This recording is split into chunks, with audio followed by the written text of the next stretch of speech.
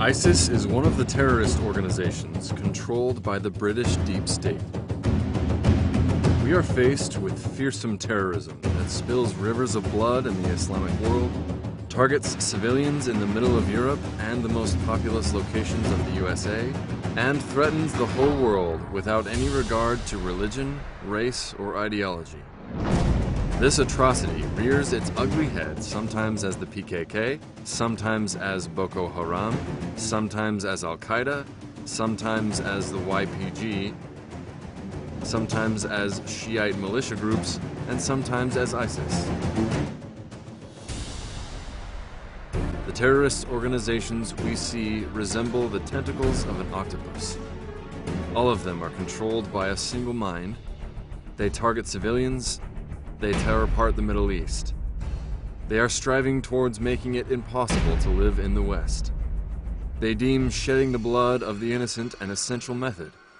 Among the most prominent of these organizations is ISIS, which has supposedly emerged in the name of Islam, but massacred the highest number of Muslims, spreading with an unforeseen speed and force and effectively turning the Islamic world into a bloodbath through atrocities of inconceivable proportions. ISIS's affiliation with the British deep state. It is a well-known fact that more than 3,000 British have joined the terrorist organization ISIS, including agents of MI5, the British intelligence agency. About 600 among them underwent military training in Britain. 1,500 Britons take active part in armed skirmishes on ISIS's side. Among the British who joined ISIS, at least 250 of them were medically trained. About 150 of their commanders are British citizens. The most notorious among them was the executioner known as the Jihadi John. Still, 5 Britons leave their country every week to join terrorist organizations. The British deep state employs ISIS to turn the region red with blood. By means of ISIS, it martyrs hundreds of thousands of Muslims. While doing so, it also alters the borders of the Middle East. There is no place for violence and terrorism in the Quran. The terrorist organization ISIS is unceasingly spilling blood. And what is more is that it is doing so under the name of Islam. Yet terrorism certainly has no place in the religion of Islam. The fact that Muslim is written on the ID cards of the terrorist and them carrying Muslim names do not make these savages who kill innocents without remorse Muslims, and their murders can never be dubbed Islamic terrorism. According to Quranic moral values, a Muslim is obligated to treat other people, whether a Muslim or not, fairly and kindly, and to forbid corruption in the earth. I seek refuge in God from the accursed Satan. God does not love corruption. And killing a blameless person is one of the most flagrant examples of corruption. Killing one person is the same as committing as big a crime as killing all of humanity. If someone kills another person, unless it is in retaliation for someone else or for causing corruption in the earth, it is as if he had murdered all mankind. And if anyone gives life to another person, it is as if he had given life to all mankind.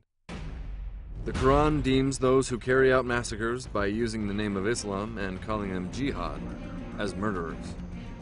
No Muslim who has taken the verses of the Quran and the practices of our Prophet, peace be upon him, as his guide, can commit such a crime.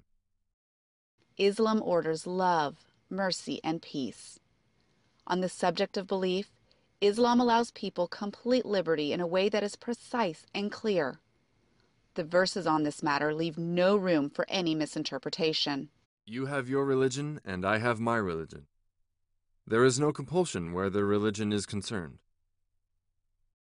God calls all people to adopt the Islamic moral values as the model through which mercy, compassion, and peace will reign supreme over the earth. You who have faith, enter Islam totally. Do not follow in the footsteps of Satan.